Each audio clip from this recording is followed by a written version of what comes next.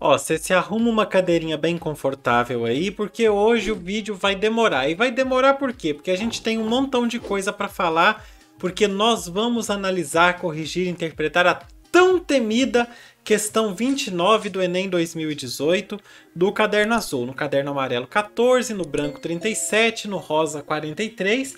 E aí nós vamos saber quem é o Man Ray, nós vamos saber o que é o fotograma e eu vou explicar bastante coisa para você. Então, ó, fica tranquilo, fica na calma, vem comigo e que cada clique é um flash. Chega na vibe. Muito bem, já está na tela para você o texto da questão. A questão, ela traz essa imagem aqui como texto 2. Olha que imagem sinistra, né? E aí eu tenho aqui a imagem original para você, não faz a menor diferença porque isso aí é um fotograma. A própria questão já falou, eu já mencionei isso até na introdução. E vamos ler o texto 1 primeiro para a gente entender que coisa bizarra é essa imagem que está aí no texto 2. Texto 1. Também chamados impressões ou imagens fotogramáticas, os fotogramas são, numa definição genérica, num geralzão, imagens realizadas sem a utilização da câmera fotográfica, por contato direto de um objeto ou material com uma superfície fotossensível exposta a uma fonte de luz. Aí, né, vou continuar e depois eu faço as minhas considerações. Essa técnica, que nasceu junto com a fotografia e serviu de modelo a muitas discussões sobre a ontologia da imagem fotográfica, essa ontologia é o estudo do ser, o estudo daquele surgimento da imagem fotográfica, foi profundamente transformada pelos artistas da vanguarda nas primeiras décadas do século XX. Representou mesmo, ao lado das colagens, fotomontagens e outros procedimentos técnicos, a incorporação definitiva da fotografia à arte moderna e seu distanciamento da representação figurativa. M.B. Colucci, Impressões Fotogramáticas e Vanguardas, as experiências de Man Ray. Studium número 2, 2000. Bom, nós temos aqui já alguns indícios para a gente, ó, ao lado de colagens e fotomontagens. Então isso já dá para a gente uma ideia de que está havendo uma comparação do fotograma com as fotomontagens, né? Você recortando as fotos e colando, e também das colagens. Beleza. Aliás, se bem que a fotomontagem nem é isso, né? Mas tudo bem. Texto 2. Aí nós temos essa imagem, que é do Man Ray, que foi mencionado aqui na nossa querida referência do texto 1. Ele está aqui como autor dessa foto, dessa imagem. E aí nós temos Rayograph, 1922, 23,9 por 29,9 centímetros, tamanho de um A4 mais ou menos. MoMA Nova York, muito bem. Disponível em www.moma.org, acesso em 18 de abril de 2018, adaptado.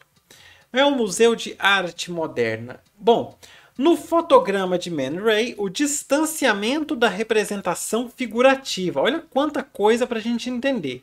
A que se refere o texto 1. Opa, manifesta-se em quê? Ai, ai, ai.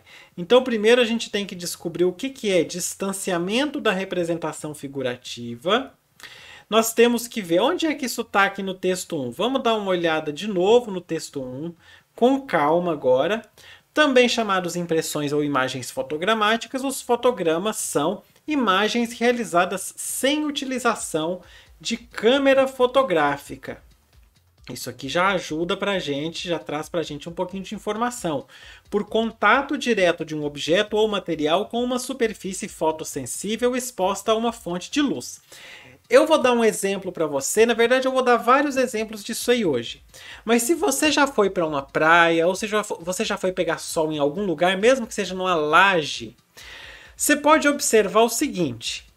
A parte da sua pele que tem alguma roupa, algum objeto em cima, fica a marca do objeto naquele lugar. Eu, por exemplo, agora tem um tempo que eu não estou usando relógio e foi ficando aqui uma marquinha do relógio. O resto do braço foi ficando com a pele um pouco mais escura e a parte onde tinha relógio ficou mais clara. Isso acontece, né, na gente no geral. Eu, como fico muito de camiseta, o braço, né, tem duas cores. Aqui fica mais escuro, aqui fica mais claro. Basicamente, é esse mesmo processo, só que de uma forma diferente. Pega-se um papel fotográfico e aí você expõe a luz ao papel fotográfico. Quando você expõe luz ao papel fotográfico, o que acontece com ele? Ele vai escurecendo. Só que quanto mais você deixa a luz chegar no papel, mais escuro ele fica. Se você deixar pouca luz e tirar, vai ficar mais claro, ele não vai escurecer tanto. Certo? E isso já dá pra gente um pouco do indício de como foi feita essa imagem aqui que está no texto 2. Então, essa imagem, a gente vê que nós provavelmente tínhamos um papel fotográfico, a pessoa colocou o papel aqui, ó, beijou a outra com o papel fotográfico aqui, ó, no rosto, e a luz vindo. A minha luz de gravação, ela tá aqui, deixa eu ver se eu consigo puxar, vai dar uma diferença horrível no vídeo, ó, mas é isso. Ele colocou o papel fotográfico aqui e a luz aqui. E aí ele foi dar o beijo, etc. Na verdade é o contrário, né? Ele colocou aqui, né? Assim, ó. Aí sim, deu pra pegar direito. Por quê? Porque os dois rostos encostados não deixaram a luz chegar ao papel que tá aqui. Então as partes onde chegou luz, tá vendo?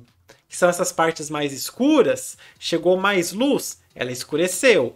A outra parte não escureceu. E aí ele foi fazendo uma espécie de montagem da seguinte forma. E a minha luz é uma gambiarra, né? Você viu. Eu já mostrei isso aí várias vezes, tá de boa. Ele foi fazendo isso aí de várias formas. Primeiro o rosto, depois a mão, para poder formar isso aí. A mão foi o que ficou mais tempo, né? Provavelmente até porque tinha uma mão no papel, às vezes alguma coisa assim, mas a mão, que é a parte mais branca, foi a que ficou mais tempo impedindo a luz de chegar ao papel. Deu para entender? Eu vou mostrar isso também na prática. Vamos com calma, que eu preciso explicar primeiro quem que era o Man Ray, a técnica também do fotograma, e tem que continuar a nossa segunda leitura do texto 1. Bom, essa técnica nasceu junto com a fotografia e serviu de modelo a muitas discussões sobre a ontologia da imagem fotográfica, foi profundamente transformada pelos artistas de vanguarda nas primeiras décadas do século XX e representou mesmo, ao lado das colagens, fotomontagens e outros procedimentos técnicos, a incorporação da fotografia à arte moderna e o seu distanciamento da representação figurativa. O que é esse distanciamento da representação figurativa, então? A fotografia, ela é feita para quê? Você tira uma foto, você reproduz um determinado cenário. Se eu der um print agora da minha tela aqui, ó. Aí, dei um print. É como se eu tivesse tirado uma foto, fica registrado aquele momento ali. E a fotografia faz isso. Então a fotografia é para representar figuras, paisagens, pessoas, é para representar o que você quiser. Ok? Só que nesse caso foi feito um procedimento parecido com o da fotografia, mas a gente não tem uma representação figurativa. Isso significa que a gente não tem uma visão muito clara, muito evidente do que foi representado aí nessa imagem. A gente sabe que nós temos duas mãos, duas pessoas se beijando e tal, mas a gente só tem um vulto, não existe uma percepção nítida do que foi representado. Então é por isso que nós temos um distanciamento da representação figurativa, certo? Agora, eu vou fazer o seguinte, eu vou passar para as nossas respostas e depois eu volto nos outros detalhes que eu tenho que colocar, porque senão o pessoal reclama que o vídeo fica muito longo, então quem quiser pega só a resposta, quem não quiser, quem quiser a aula completa, fica até o final. Então vamos analisar aqui as nossas respostas e depois a gente passa para a aula de uma maneira mais compreensiva, para você entender tudo isso aí, para você saber quem que era o Man Ray, saber isso tudo. Beleza. Então, o distanciamento da representação figurativa, em que ele se manifesta nesse texto aqui, nessa imagem aqui? Letra A. Manifesta-se na ressignificação do jogo de luz e sombra nos moldes surrealistas. Beleza, a gente consegue perceber que a gente tem luz e sombra, por quê? Porque a parte do papel que não recebe luz fica como? Fica mais clara. E a parte do papel que recebe mais luz fica mais escura. Então a gente meio que faz uma inversão com a coisa natural, né? A parte que recebeu sombra fica clara. A parte que não recebeu sombra, que não estava na sombra, fica escura. Porque o papel fotográfico, quanto mais ele recebe luz, mais escuro ele fica. Então, se você tem uma sombra num determinado ponto, aquele ponto vai ficar mais claro, ou branco, ou cinza, etc.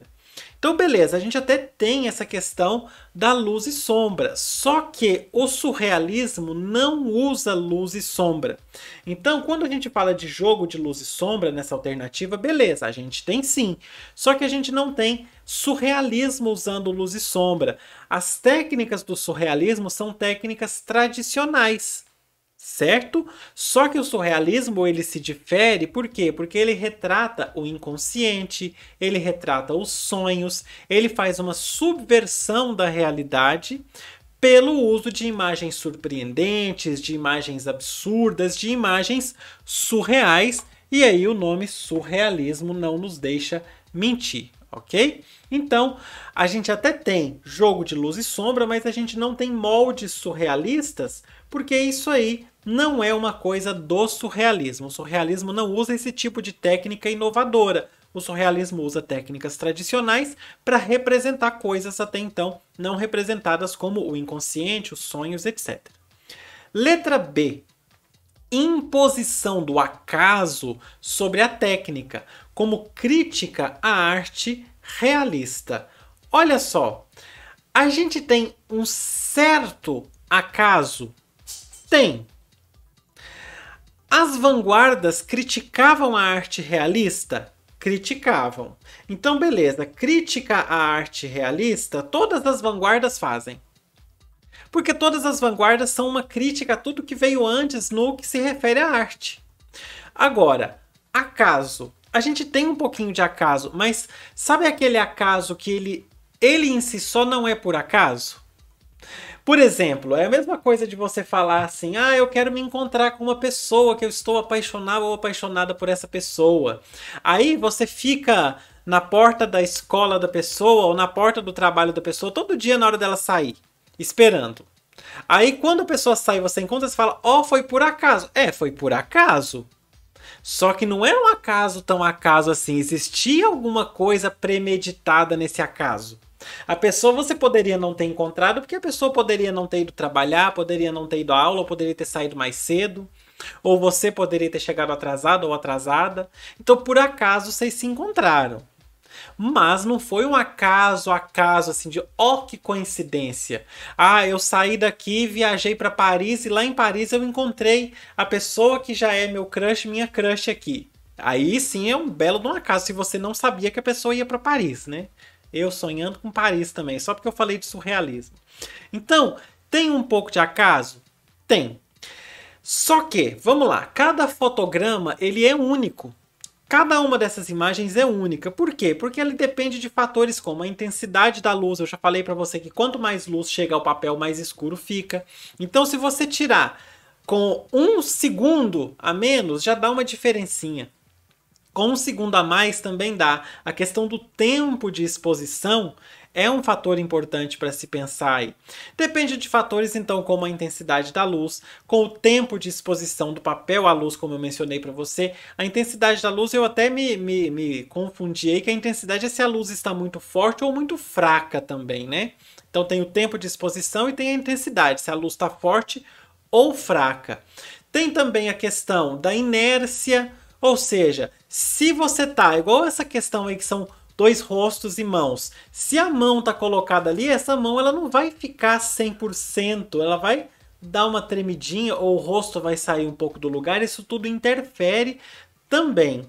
Se quando que o objeto foi trocado, por exemplo, quando que as pessoas tiraram os rostos e colocaram as mãos, ou se a mão ficou o tempo todo e a pessoa só num determinado momento colocou o rosto e ficou, que é o que deve ter acontecido, né? Essa mão, como a parte está mais clara, ela deve ter ficado aí por um tempo maior, e depois as pessoas colocaram os rostos, certo? Porque o rosto está mais escuro, então aquele pedaço do papel recebeu luz durante um tempo maior e o pedaço que está à mão não recebeu. Então a gente tem sim um pouquinho de acaso, só que isso não está acima da técnica, porque a letra B fala imposição do acaso sobre a técnica. Como se o acaso fosse mais importante que a técnica. Não. Nesse caso, o acaso é a própria técnica. Lembra que eu falei para você daquele acaso que não é tão acaso assim? Isso aí é isso que eu tentei dar de exemplo para você. É um acaso que foi pensado.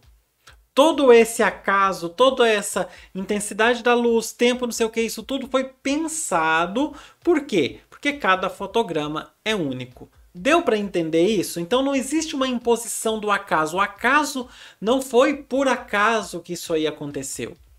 A técnica era contar com o acaso. Fazia parte da técnica. Então não é que tem mais acaso do que técnica. Não. As duas coisas são uma coisa só. Nesse caso, o acaso é parte da técnica do fotograma. Então, quando a gente fala de imposição do acaso sobre a técnica, nós não temos. Opa, que eu marquei errado. Imposição do acaso sobre a técnica, nós não temos. Letra C. Uma composição experimental. Manifesta-se na composição experimental, fragmentada e de contornos difusos. Sim, é uma composição experimental. Por que ela é experimental? Porque ela está rompendo com convenções e o próprio texto encaminha a gente nesse sentido, né, de mostrar que não era uma coisa tradicional. Era uma inovação, um uso diferenciado. Então, a gente tem sim um rompimento com as convenções e a busca de outras possibilidades, de jeitos diferentes do artista se expressar. E aí ele se expressa como? Usando uma técnica que é nova. Ele está inovando nessa técnica. Então sim, a gente tem algo experimental. Ele está experimentando. E eu experimentei também uma técnica mais ou menos parecida e eu vou mostrar para você nesse vídeo ainda. Eu gravei um vídeo fazendo um experimento também. O que eu fiz também foi experimental. Eu estava testando uma coisa para ver o que ia dar. Beleza? Então sim, é experimental. Então essa parte aí a gente já pode marcar de verde. É uma experiência que ele estava fazendo, descobrindo como que funciona. Continuando. Além, o que mais que tem nessa alternativa? Fragmentada. Fragmentada é o quê? Partida. Isso aí a gente consegue perceber que existe uma fragmentação. Por quê? Porque isso foi feito em diversos momentos. Eu vou mostrar para você também na continuação da aula, depois que eu terminar aqui de analisar as respostas. É fragmentado. Por quê? Acontece em vários momentos. É uma espécie de montagem sem ser montagem. Você coloca a luz e o papel e aí você vai colocando uma coisa, tira, coloca outra, tira, coloca outra, tira. E aí depois você tira a luz, beleza, ficou aquele resultado ali. Só que isso foi feito em diferentes momentos e por isso que a gente vê que nós temos coisas diferentes na imagem. Essa mão mais cinza que está logo aqui desse lado, do lado direito da imagem aí para você, essa mão mais cinza foi colocada depois. Você consegue ver que ela não está firme num lugar só, que ela tremeu, porque em alguns pontos os dedos estão mais grossos do que o normal e mais perdidos na imagem. A imagem deles está mais fraca, menos nítida. Já a outra mão parece ter ficado mais firme durante um tempo maior, então está mais branco e a imagem mais certa, com contornos mais visíveis. Os rostos, a gente tem uns contornos também não muito bons.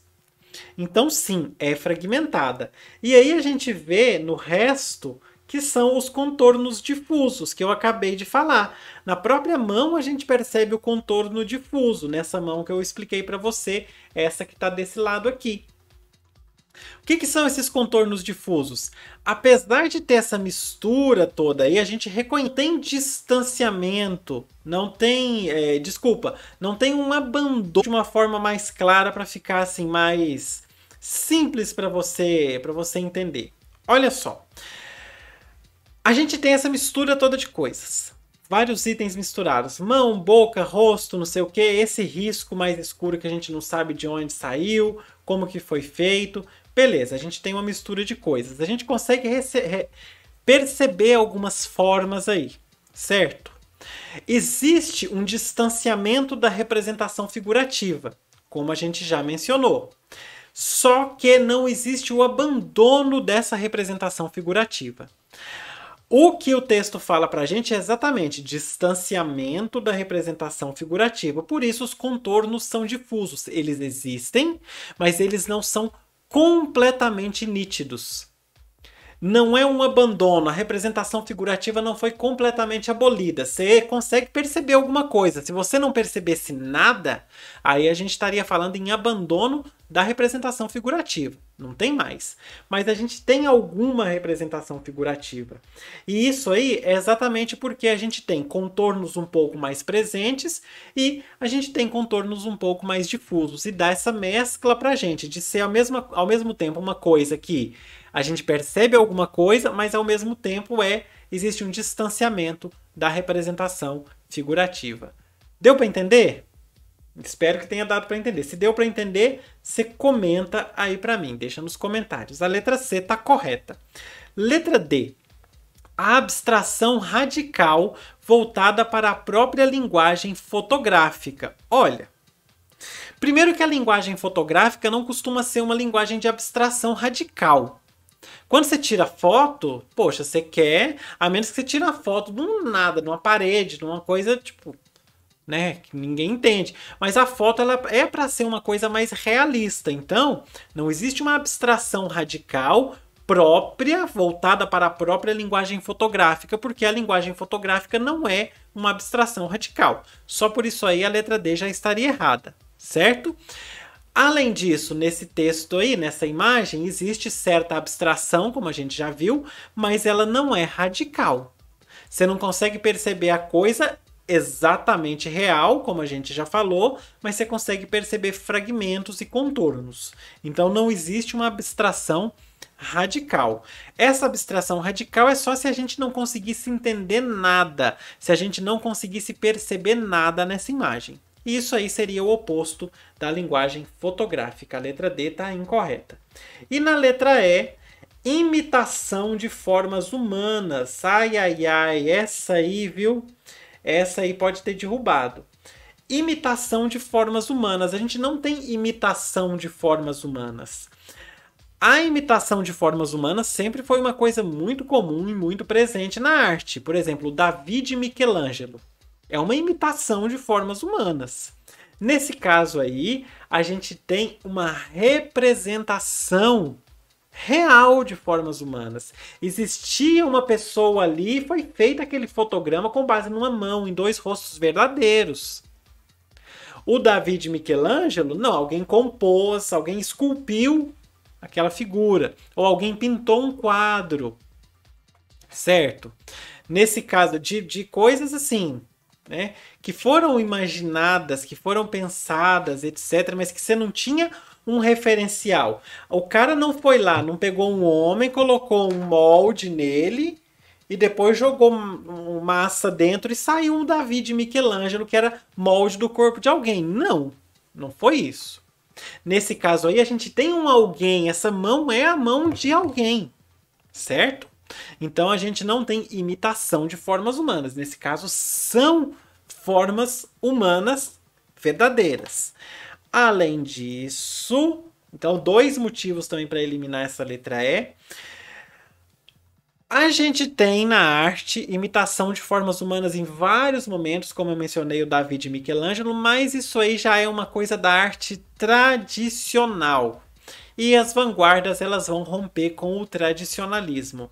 Então, nas vanguardas a gente não vai tentar imitar formas humanas de uma forma muito perfeita. Olha que interessante. Na arte tradicional imitava-se a forma humana e buscava-se a perfeição.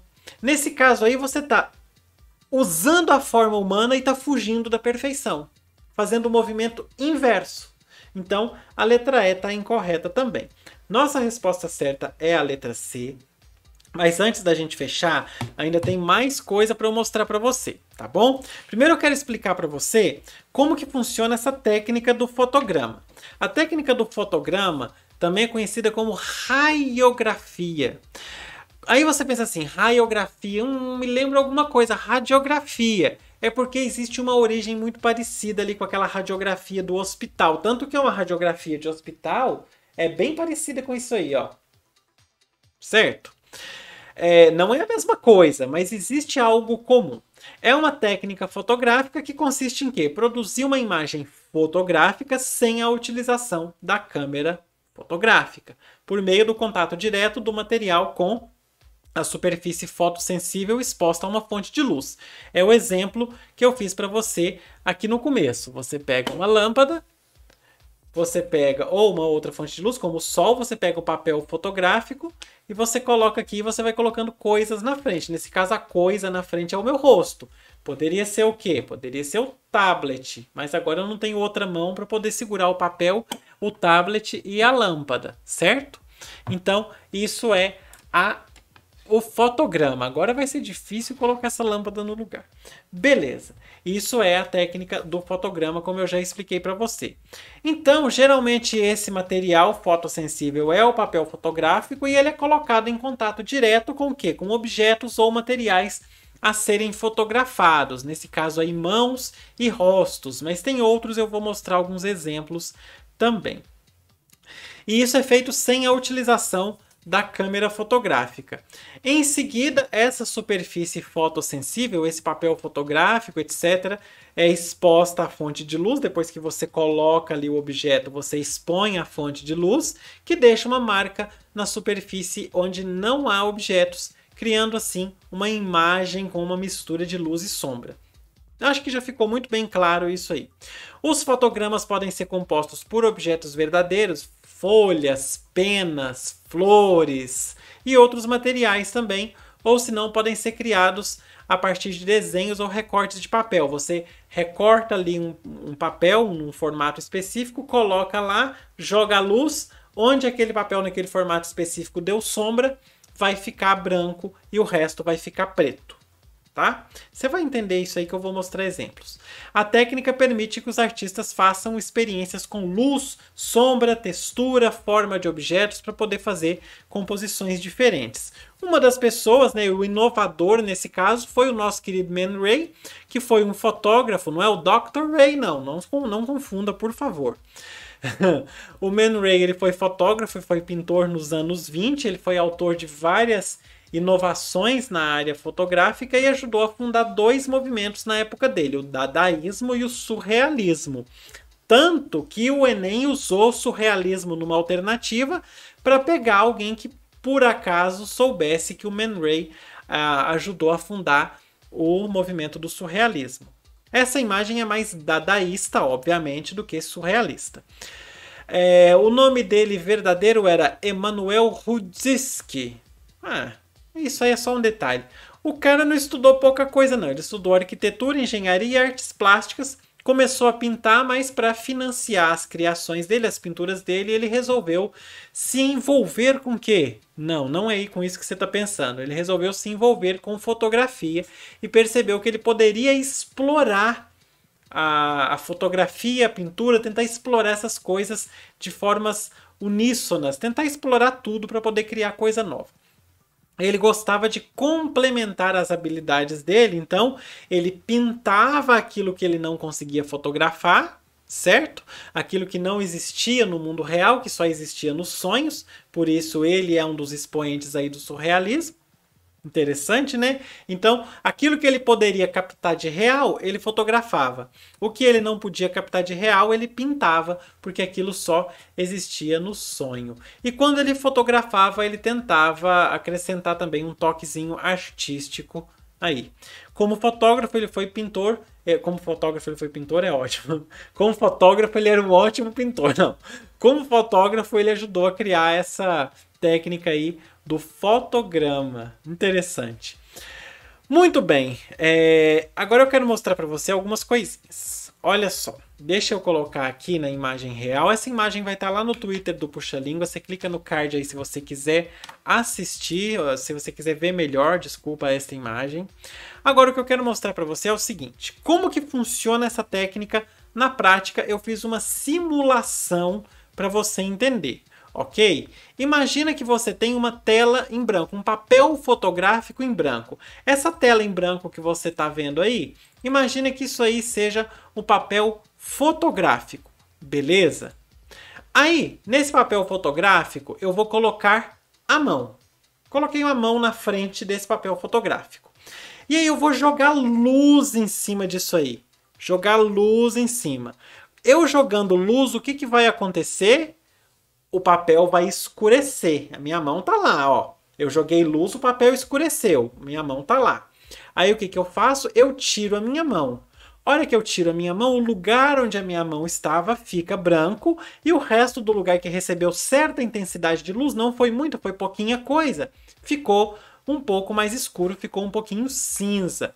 Aí o que eu faço? Eu coloco a mão em outro ponto do papel.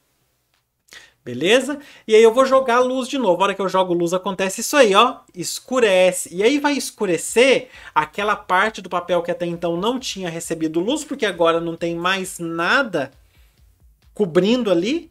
Então aquela parte vai receber um pouquinho de luz e aí vai escurecer. O resto do papel que já estava mais escuro vai escurecer mais. E a hora que eu tirar a mão da frente... Olha como que fica. Agora nós temos já duas tonalidades de cinza mais claro, uma parte branca e uma parte com cinza mais escuro. Essa parte que está branca é a parte onde tanto a primeira mão quanto a segunda estiveram cobrindo o mesmo ponto do papel.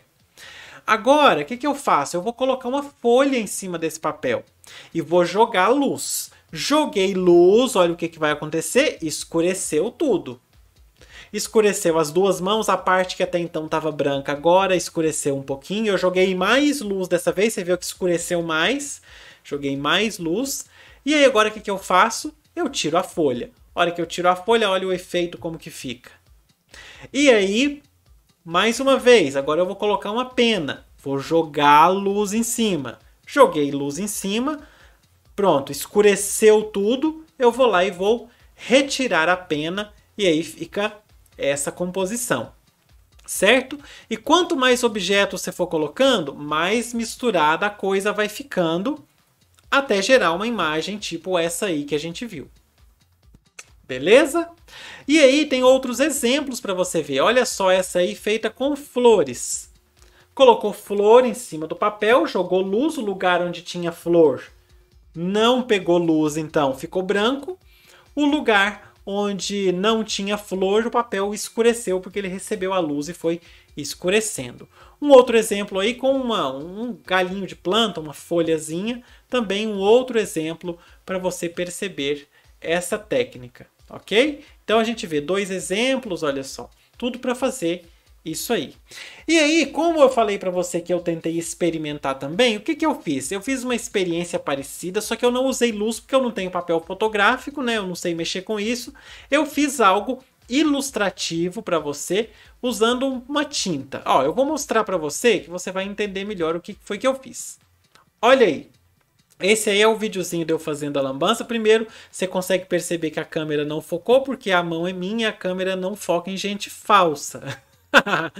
Ó, eu peguei um papel, coloquei minha mão por cima e fui borrifando uma tinta preta. Minha mão já está toda escura porque eu fiz várias tentativas. Fui borrifando uma tinta preta. Tá vendo? Uma tinta escura. Borrifei várias vezes e agora eu vou tirar a mão. Fica o quê? Branco no lugar onde a mão estava. Eu vou colocar a mão em outro ponto e vou borrifar mais tinta. A tinta estava clarinha, então ficou meio fraquinha a coisa aí. Mas não tem problema não. Borrifei mais tinta, olha só. O lugar onde estava a minha primeira mão já ficou um pouco mais escuro, o lugar onde estava a segunda mão ficou mais claro. Agora eu vou colocar uma tesoura ali só para poder fazer também uma graça. Vou colocar e vou borrifar a tinta de novo. Eu vou borrifar bastante, até dando uma chacoalhada que é para poder cair bastante. Borrifar de novo. E aí, ó, agora você imagina que se esse papel fosse um papel fotográfico e se essa tinta, na verdade, fosse luz. Ia ser mais ou menos isso aí que ia acontecer, mas ia ficar, claro, com uma nitidez melhor, ia ficar com uma qualidade melhor, porque a tinta que eu usei foi bem clarinha e não deu assim para poder ficar um resultado, né, como o que a gente vê aí no fotograma. Beleza? Mas é uma experiência, porque eu não gosto de deixar sem xizinho. Fiz. Agora você pode contribuir com o canal, já tem 35 minutos de vídeo, então não vou render muito. Você pode usar o QR Code ou o e-mail puxalingua@gmail.com para fazer o seu Pix, ou você pode contribuir com o Valeu Demais, que é do próprio YouTube, ou você pode curtir, comentar e compartilhar esse vídeo. Aproveita, se inscreve no canal, todo dia um vídeo novo para você. Aqui em cima fica card com todas as correções do Enem 2018. Esse vídeo foi longo, mas acho que ficou tudo muito bem explicado e bem ilustrado para você, ok? Deu muito mais trabalho para fazer isso aí tudo do que para gravar o vídeo. Ó, beijo, fui e até a próxima. Tchau!